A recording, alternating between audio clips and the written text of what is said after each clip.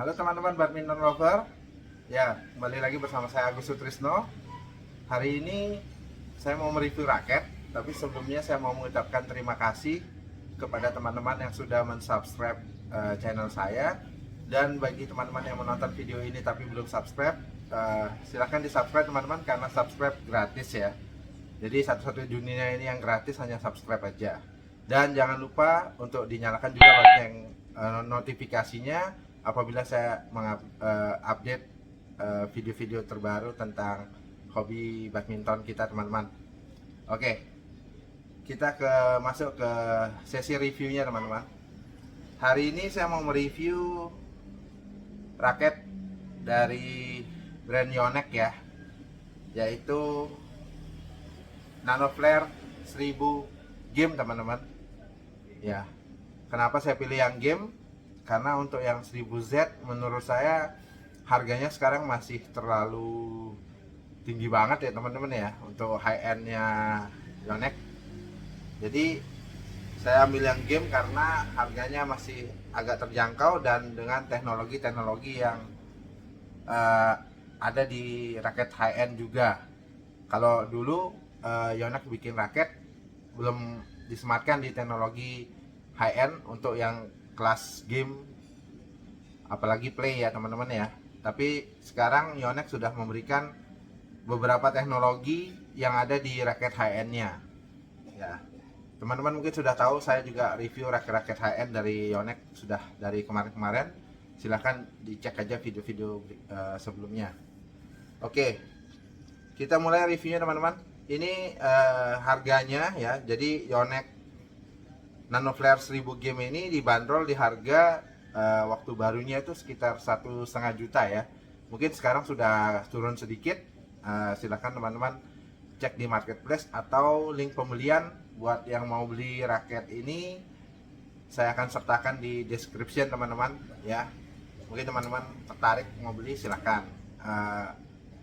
Link yang saya berikan adalah toko-toko yang terpercaya, yang pasti original juga dan memberikan harga yang terbaik lah buat teman-teman ya.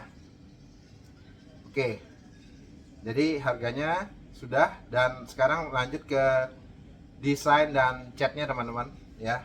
Jadi untuk catnya warnanya kuning ya, kuning banget nih teman-teman, kuning dan hitam. Jadi di sini ada detail-detail yang luar biasa menurut saya. Nah, kalau yang ini made in Taiwan ya teman-teman ya, jadi tidak ada di handicapnya Jepang, karena yang Jepang hanya biasanya yang di tour ya. Kita mulai dari sini, dan di B-Cap Plus ya mulai sudah ada, dan masuk ke tengah-tengah itu ada degradasi, yaitu tulisan Nanoflare 1000 game ya, warna hitam. Dikatakan sini juga headlight balance, made in Taiwan, super slim shaft, tapi ya ini sih ukurannya 7 mm ya teman-teman ya. Nah, yang benar-benar menurut saya slim shaft itu yaitu di bagian frame-nya teman-teman. Jadi frame-nya ini tipis banget tapi lebar teman-teman. Jadi lebih lebar daripada raket-raket pada umumnya. Saya juga baru pertama kali pakai menggunakan raket yang desainnya seperti ini teman-teman. Saya belum pernah nyoba Nanoflare 700, 800. Saya belum pernah, ini Nanoflare pertama kali yang saya review teman-teman. Nah, detail-detail catnya juga bagus banget. Di sini untuk di frame-nya ada Sonic Flare system, ada tulisan gamenya juga, dan isometrik yang jelas ya. Dan ini menurut saya frame-nya ini kayak semi compact ya teman-teman ya. Nah, jadi tidak terlalu compact tapi juga tidak terlalu normal yang pada umumnya. Jadi menurut saya yang untuk seri game ini, kalau untuk yang 100Z sih katanya compact banget. Kalau yang ini tidak terlalu ya, tapi ini masih lebar juga teman-teman, normal lah. Bentuknya juga yang agak seperti compact tapi tidak compact banget lah, intinya seperti itu ya. Dan detail-detail untuk catnya bagus banget, warna hitam dengan corak-corak ya, corak-coraknya bagus banget, tulisan game. Untuk chat sini seperti biasa Yonex jarang gagal ya teman-teman ya. Dan saya suka banget raket ini, catnya bagus dan warnanya pun kombinasinya juga keren. Oke, itu untuk dari desain dan cat.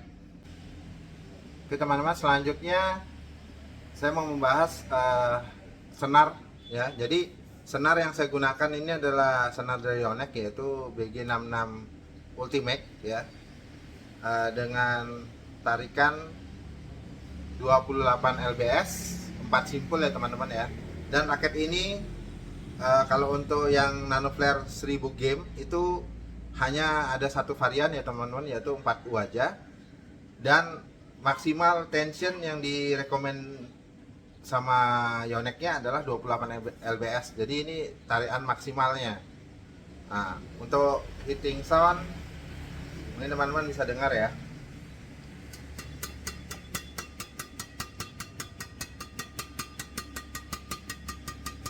Ya, ada nyingnya di belakang, berarti raket ini lumayan oke untuk suaranya, nyaring ya, garing lah. Dan setelah saya timbang teman-teman, saya grip bawaan, plastiknya pun nggak saya lepas, langsung saya tutup dengan grip Yonex ya. Dengan senar gini, berat dari total raket ini adalah 90 gram teman-teman.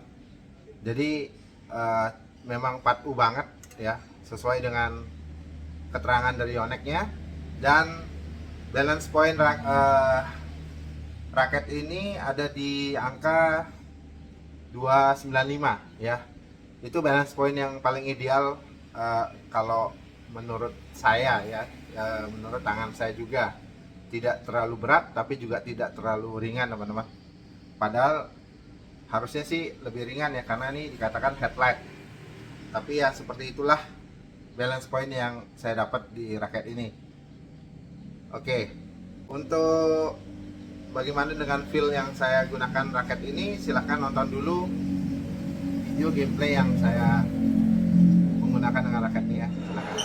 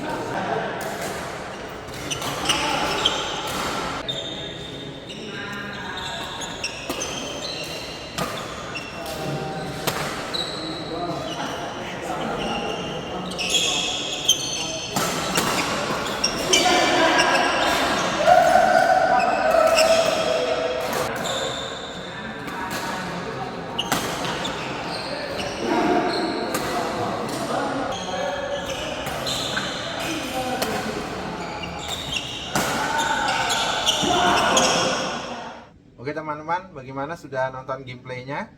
Ya, jadi raket ini menurut saya sesuai dengan tagline-nya, yaitu lightning strike ya teman-teman ya. Jadi saya baru pertama kali menggunakan raket yang feel-nya seperti ini teman-teman, yaitu speed. Jadi ini karakternya speed, tapi untuk power dan kontrolnya sama, bener-bener raket speed banget ya. Jadi saya belum pernah menggunakan raket seperti ini teman-teman ya. Kalau seperti di Victor kan ada untuk raket speednya itu ya seperti Aura Speed gitu kan, tipe-tipenya itu pun tidak seperti feel yang saya gunakan untuk raket Yonex yang benar-benar tipenya highlight speed. Dan karena saya baru pertama kali juga merasakan raket seperti ini, jadi saya butuh beberapa kali main teman-teman untuk adaptasi ya menggunakan raket ini. Benar-benar kalau saya pribadi butuh adaptasi menggunakan raket ini teman-teman, karena feelnya jauh berbeda banget dengan raket-raket yang sering saya gunakan biasanya. Walaupun saya sering menggunakan raket speed juga, cepat juga, tapi tidak seperti yang saya rasakan dengan ini.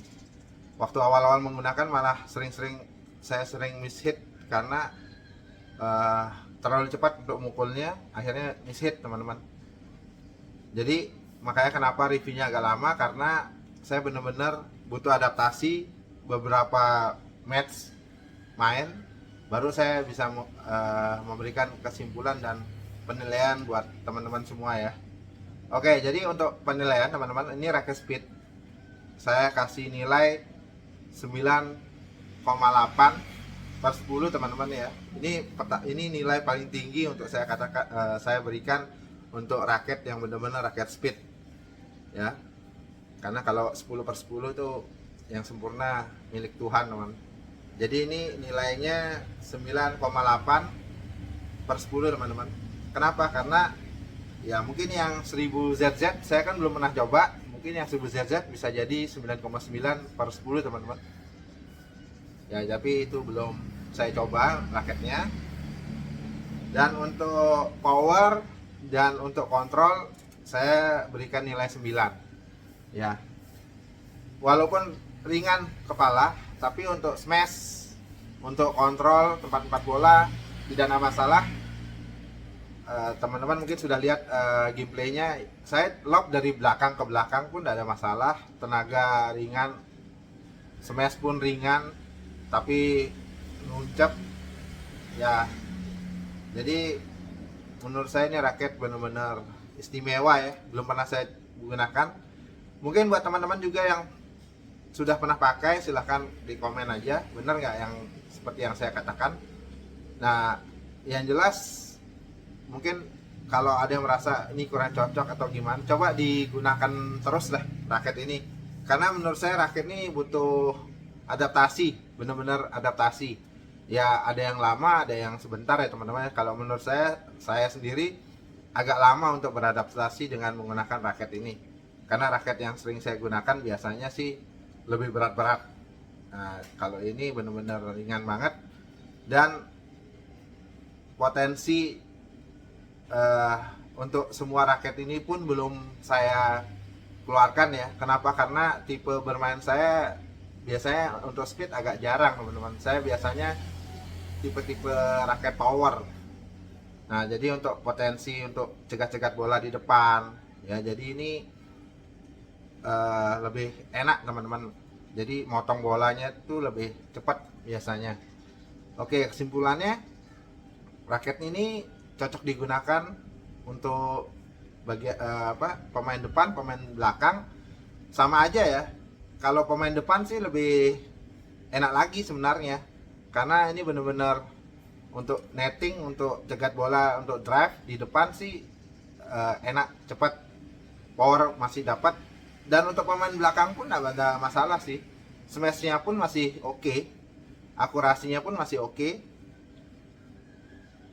Dan ini menjadi salah satu raket favorit saya yang terbaru ya teman-teman ya. Jadi raket ini nyaman, jadi nyaman banget di tangan, tidak butuh ekstra keras tangan untuk bekerja ya. Nah beda dengan yang raket-raket yang sering saya gunakan, itu kadang nyaman, kadang butuh tenaga ekstra untuk pakai raketnya. Jadi buat teman-teman yang masih pemula, boleh juga beli raket ini, tapi saran saya kalau belum cocok biasanya setting aja di senarnya ya, senarnya agak dikendorin aja, jadi jangan ditarik maksimal seperti saya ini 28 ya, mungkin tarik aja 24 atau 26 ya, itu power sih pasti lebih enak lagi. Kalau untuk gandra lebih cocok dibandingin untuk single nih teman-teman raketnya. Oke, sekian dari saya untuk review raket ini. Yang jelas ini menjadi raket favorit saya yang terbaru ya teman-teman ya. Silahkan dicoba, buktikan sendiri. Mungkin teman-teman yang sudah nyoba silahkan di komen ya. Apabila suka di like. Terima kasih teman-teman sudah nonton. Sampai jumpa di video yang lain. Ciao.